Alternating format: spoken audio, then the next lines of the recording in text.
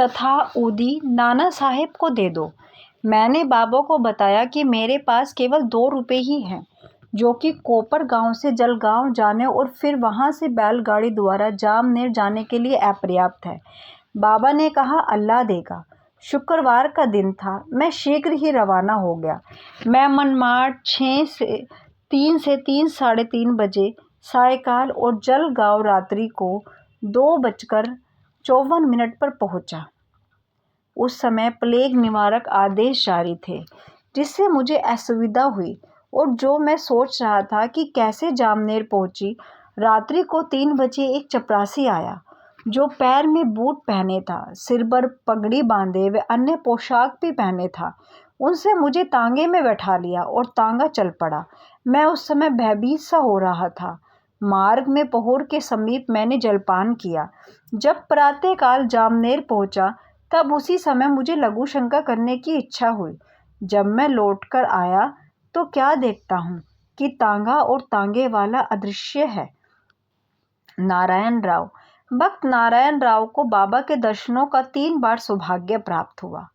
बाबा के महासमाधि लेने के 3 वर्ष पश्चात वे शिरडी जाना चाहते थे, परंतु किसी कारणवश उनका जाना नहीं हो सका।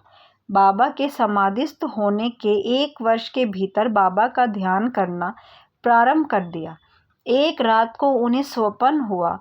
बाबा एक गुफा में से आते हुए दिखाई पड़े और सांत्वना देकर कहने लगे कि घबराओ नहीं, तुम्हें कल से आराम हो जाएगा और 1 सप्ताह में ही चलने फिरने लगोगे। ठीक उतने ही समय में नारायण राव स्वस्थ हो गए। अब यह प्रश्न विचारणीय है कि क्या बाबा देहधारी होने से जीवित कहलाते थे और क्या उन्होंने देह त्याग दी इसलिए मृत हो गए? नहीं, बाबा अमर हैं, क्योंकि वे जीवन और मृत्यु से परे हैं।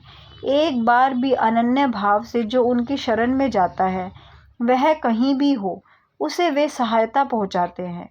वे तो सदा हमारे साथ ही खड़े हैं और चाहे जैसा रूप लेकर भक्त के समक्ष प्रकट होकर उनकी इच्छा पूर्ण कर देते हैं।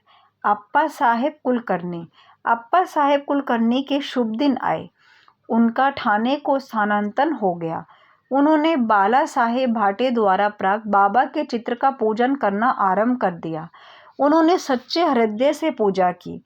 वे हर दिन फूल, चंदन और नैवेद्य बाबा को अर्पित करते और उनके दर्शनों की बड़ी अभिलाषा रखते थे। इस संबंध में इतना तो कहा जा सकता है कि भावपूर्वक बाबा के चित्र को देखना ही बाबा के प्रत्यक्ष दर्शन के सदृश है। नीचे लिखी कथा से यह बात स्पष्ट हो जाती है। बाला बुआ सुतार। बम्बई में एक बाला बुआ नाम के संत थे, जो कि अपनी भक्ति, भजन और आचरण के कारण आधुनिक तुकाराम के नाम से विख्यात थे।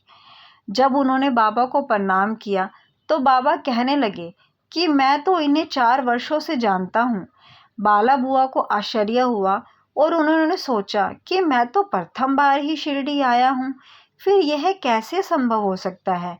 गहन चिंता करने पर उन्होंने बाबा के शब्दों की यथार्थता का बोध हो गया और वे मन ही मन कहने लगी कि संत कितने सर्वव्यापक है और सर्वज्ञानी है तथा अपने भक्तों के प्रति उनके हृदय में कितनी दया होती है। मैंने तो केवल उनके चित्र को ही नमस्कार किया था, तो भी यह घटना उनको ज्ञात हो गई। इसलिए उन्होंने मुझे इस बात का अनुभव कराया कि उनके चित्र को देखना ही उनके दर्शन करने के सदृश है। अब हम अप्पा साहेब की कथा पर आते हैं। जब वे ठाणे में थे तो उन्हें भिवंडी दौरे पर जाना पड़ा, जहां से उन्हें 1 सप्ताह में लौटना संभव नहीं था। उनकी अनुपस्थिति में तीसरे दिन उनके घर में निम्नलिखित घटना हुई। दोपहर के समय अप्पा साहेब के घर पर एक फकीर आया, जिसकी आकृति बाबा के चित्र से ही मिलती जुलती थी।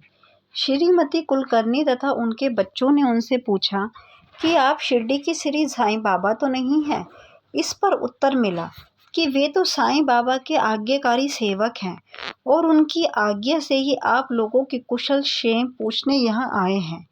फकीर ने दक्षिणा मांगी तो श्रीमती कुलकर्णी ने उन्हें 1 रुपया भेंट किया। तब फकीर उन्हें ऊदी की एक पुड़िया देते हुए कहा कि इसे अपने पूजन में चित्र के साथ रखो। इतना कहकर वह वहाँ से चला गया। अब बाबा की अद्भुत लीला सुनिए। भिवंडी में अप्पा साहेब का घोड़ा बीमार हो गया, जिससे वे दौरे पर आगे न जा सके। तब उसी शाम वे घर लौट आए। घर आने पर उन्हें पत्नी के द्वारा फ़कीर के आगमन का समाचार प्राप्त हुआ। उन्हें मन में थोड़ी अशांति सी हुई कि मैं फ़कीर के दर्शनों से वंचित रह गया, तथा पत्नी द्वारा केवल 1 रुपया दक्षिणा देना उन्हें अच्छा नहीं लगा। वे कहने लगे कि यदि मैं उपस्थित होता तो 10 रुपये से कम कभी नहीं देता। तब वे भूखे ही फ़कीर की खोज में निकल पड़े।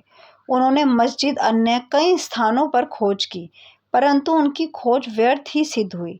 पाठक अध्याय 32 में कहे गए बाबा के वचनों का स्मरण करें कि भूखे पेट ईश्वर की खोज नहीं करनी चाहिए। अप्पा साहेब की शिक्षा मिल गई। भोजन के उपरांत वे जब अपने मित्र श्री चित्रे के साथ घूमने को निकले, तब थोड़ी ही दूर जाने पर उन्हें सामने से एक फ़कीर द्रुत गति से आता हुआ दिखलाई पड़ा। अप्पा साहेब ने सोचा कि यह तो वही फ़कीर प्रतीत होता है जो मेरे घर पर आया था, तथा उसकी छवि भी बाबा के चित्र के अनुरूप ही है। फ़कीर ने तुरंत ही बढ़ाकर दक्षिणा मांगी। अप्पा साहेब ने उन्हें 1 रुपया दे दिया। तब वह और मांगने लगा। अब अप्पा साहिब ने 2 रुपये दिए, तब भी वह उसे संतोष न हुआ। उन्होंने अपने मित्र चित्रे से 3 रुपये उधार लेकर दिए, फिर भी वह मांगता ही रहा। तब अप्पा ने उसे घर से चलने को कहा। सब लोग घर आए और अप्पा साहेब ने उन्हें 3 रुपये और दिए, और अर्थात कुल 9 रुपये। फिर वह असंतुष्ट प्रतीत हुआ और मांगे ही जा रहा था। तब अप्पा साहेब ने कहा कि मेरे पास तो 10 का नोट है। तब फ़कीर ने नोट ले लिया और 1 रुपये लौटाकर चला गया। अप्पा साहेब ने 10 रुपये देने को कहा था, इसलिए उनसे 10 रुपये ले लिए और बाबा द्वारा स्पर्शित 1 रुपया उन्हें वापस मिल गया। अंक 1 रुपये अर्थपूर्ण है तथा नव विद्या भक्ति की ओर इंगित करते हैं। यहाँ ध्यान दें कि लक्ष्मीबाई को भी उन्होंने अंत समय में 1 रुपये ही दिए थे।